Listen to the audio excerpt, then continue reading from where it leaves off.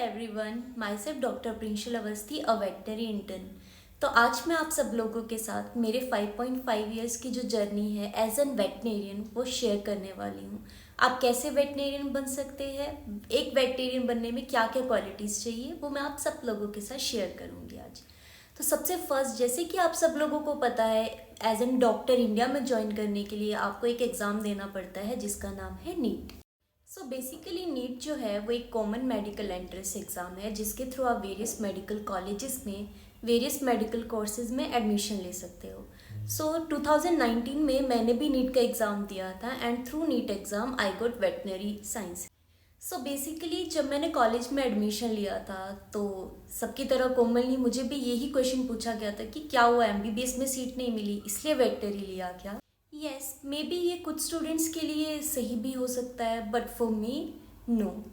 मुझे स्टार्टिंग से ही एनिमल से बहुत ज़्यादा प्यार था। मैंने अपने पैशन को फॉलो किया, लोगों की या किसी की परवाह किए बिना कि वेटनरी जो है एक मेल डोमिनेटेड फील्ड है या वहाँ पे जो है वो मेल ज़्यादा होते हैं, फीमेल्स का इतना काम नहीं है, जो कि हमारी सोसाइटी में बहुत लोग बहुत बातें बनाते हैं उन सबको इग्नोर करके। तो जब मैंने एडमिशन लिया था उस टाइम पे मेल्स 70% के अराउंड थे मेरे बैच में और फीमेल्स ओनली 30% थी। बट नाउ अडेज ये जो क्राइटेरिया वो टोटली चेंज हो गया है।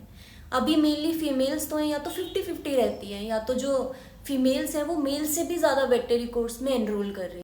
बट सैडली इतना इक्वालिटी होने के बाद भी जो हमारी सोसाइटी है वो आज भी यही सोचती है कि वेटनरी जो है वो एक मेल डोमिनेटेड फील्ड है। लेकिन खैर, हमें लोगों से कोई लेना देना नहीं है, हमें सिर्फ अपना पैशन फॉलो करना है। तो अब मैं आप लोगों के साथ शेयर करती हूँ कि एज एन वेटनेरियन आपको किन किन प्रॉब्लम्स का सामना करना पड़ सकता है या फिर आपके स्ट्रगल्स क्या होते हैं। तो बेसिकली जो सबसे पहला स्ट्रगल है वो ये है कि हमें डिफरेंट डिफरेंट स्पीशीज़ को ट्रीट करना पड़ सकता है। हो सकता है कि कभी अगर आप वाइल्ड लाइफ साइड में जाओगे तो आपको एक टाइगर और लायन तक को भी ट्रीट करना पड़ेगा। डिफरेंट डिफरेंट स्पीशीज़ की एनाटमी भी अलग होगी, फिजियोलॉजी भी अलग होगी और ऑब्वियसली ट्रीटमेंट भी अलग रहेगा। तो आपको जो 5.5 years का कोर्स होता है उसमें आपको डिफरेंट डिफरेंट स्पीशीज़ के बारे में पढ़ाया जाएगा, उनकी ट्रीटमेंट आपको याद रखनी होगी, उनके फिजियोलॉजी एनाटमी आपको सब कुछ याद करना पड़ेगा। मैं आप लोगों को एक एग्जांपल के साथ समझाती हूँ। जैसे लाइक हमारे पास कैट है, फेलाइन स्पीशीज़, तो उसमें मोस्ट ऑफ द ड्रग्स जो होती हैं वो कॉन्ट्रा इंडिकेटेड होती हैं। उसमें कुछ सेलेक्टिव ड्रग्स होती है जिनको हम यूज़ कर सकते हैं। तो मीन्स आपको हर स्पीशीज़ का इंडिविजुअल ट्रीटमेंट याद करना ही पड़ेगा, नो अदर ऑप्शन। जो सेकंड बिगेस्ट स्ट्रगल है एज एन वेटनेरियन वो ये है कि हमारे पेशेंट डायरेक्टली हमारे कांटेक्ट में नहीं होते हैं। मतलब वो नॉर्मल ह्यूमन बींग्स की तरह हमें बता नहीं सकते कि यहाँ पेन है या ये प्रॉब्लम है। हमें खुद, ये भी एक आर्ट है कि जो बेजुबान जानवर बोल नहीं पा रहा, हम उसकी फीलिंग्स को समझ रहे हैं, उसके पेन को समझ रहे हैं और उसको ट्रीट कर रहे हैं। तो मेनली जो हमारी फील्ड में जो मेरा एनकाउंटर हुआ है बहुत बार, मैं आपके साथ अपना एक्सपीरियंस भी शेयर कर देती हूँ कि जो मेनली ओनर्स होते हैं, कुछ ओनर्स तो या अपने पेट्स को एज एन फैमिली ट्रीट करते हैं, बट कुछ ओनर्स जो होते हैं उन्होंने पेट ले तो लिया होता है बट उसकी केयर नहीं कर पाते हैं। तो वो कई बार जब एक्सट्रीम कंडीशन हो जाती है पेट की तो वो डॉक्टर के पास आते हैं, देन अपनी गलती छुपाने के लिए झूठी हिस्ट्री बताते हैं। तो प्लीज़, अगर आपके पास भी पेट है और आप मेरा वीडियो देख रहे हैं तो प्लीज़ अपने वेटेरियन से कभी भी झूठी हिस्ट्री को शेयर ना करें। ये बहुत सारे वेज में हेल्प कर सकती है। ये एक सेफ्टी के मामले में भी एक बहुत बड़ा इशू हो सकता है। जस्ट लाइक मान लो कि किसी डॉग को रेबीज़ है और अगर आप डॉक्टर से ये हिस्ट्री छुपाते हैं कि इसको डॉग बाइट किया गया है तो मे बी ये जो इन्फेक्शन है वो आप में भी फैल सकता है और डॉक्टर में भी स्प्रेड हो सकता है। तो प्लीज़ बी कॉशियस। तो हमारी फील्ड की जो अगली मेनली प्रॉब्लम है वो ये है कि हमारी वेटनरी फील्ड में जो अनक्वालिफाइड क्वैक्स है वो बहुत ज़्यादा हो चुके हैं। अब मैं आपको एक एग्जांपल के साथ समझाती हूँ कि इससे आप लोगों को क्या क्या नुकसान हो सकता है। तो मान लीजिए एक फार्मर है, वो सबसे पहले डॉक्टर के पास जाना प्रेफर नहीं करते हैं। वो मोस्टली ये सोचते हैं कि हमारे घर पे आके कोई ट्रीटमेंट कर दे या मे बी गाय है हमारी ठीक हो जाए तो बेटर रहेगा।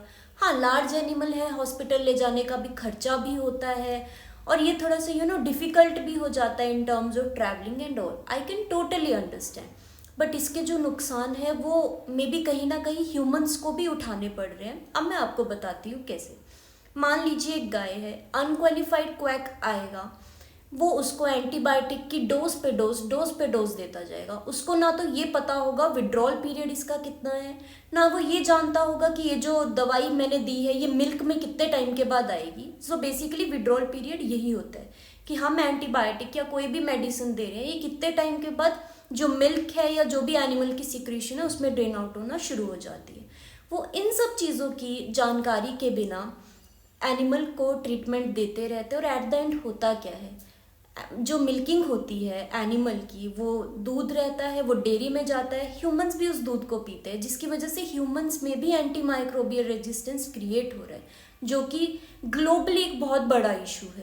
और फिर एट द एंड जब वो एनिमल एक डॉक्टर के पास आता है तब सैडली कोई भी एंटीबायोटिक काम नहीं करती है, जिसकी वजह से ट्रीटमेंट में भी बहुत प्रॉब्लम होती है। जो फार्मर है उसका भी बहुत ज़्यादा खर्चा हो जाता है, और जो एनिमल है वो तो ऑलरेडी इतना सफ़र कर चुका होता है कि it can't be explain in the words.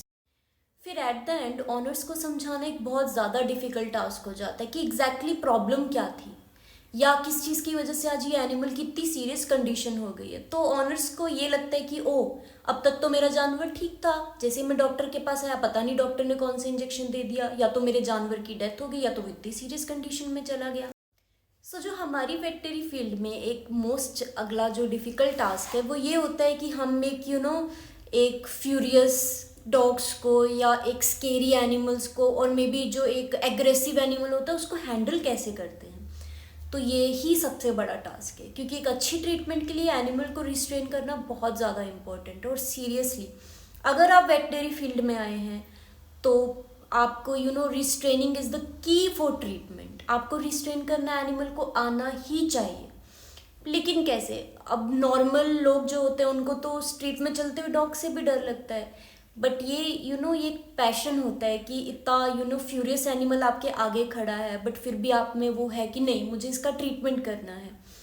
और हाँ, मेरा भी एनकाउंटर ऐसे बहुत सारे एनिमल्स से और मे बी मोस्टली डॉग्स के साथ हुआ है कि वो बहुत ज़्यादा एग्रेसिव होते हैं। इवन मैंने कुछ ऐसा भी एक्सपीरियंस किया है कि डॉग्स जो होते हैं एग्रेसिव वाले वो अपने ऑनर को ही बाइट कर लेते हैं, लेकिन फिर भी पता नहीं क्यों जो कुछ ओनर्स होते हैं वो ये कहते हैं कि नहीं हम एनिमल को मज़ल नहीं पहनाएंगे। क्यों? मज़ल जो है वो एक बहुत ज़्यादा इम्पोर्टेंट की है सेफ्टी के लिए। वो आपकी सेफ्टी के लिए भी इम्पॉर्टेंट है, आपके एनिमल के लिए भी इम्पॉर्टेंट है, और ऑब्वियसली डॉक्टर के लिए भी बहुत ज़्यादा इम्पॉर्टेंट है। तो अगर आप भी वेटनरी डॉक्टर बनना चाहते हैं तो प्लीज़ आप इस फील्ड में तभी आए जब आप अंदर से पैशनेट हों, आपको एनिमल्स के लिए प्यार हो।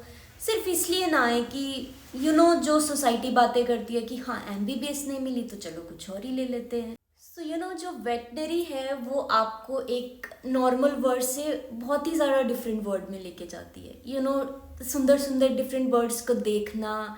अगर आप वाइल्ड लाइफ में जाते हैं तो टाइगर्स, लायंस, जिनको सिर्फ हम इतनी सिर्फ दूर से देखते हैं, उनके पास जाना, उनकी ट्रीटमेंट करना।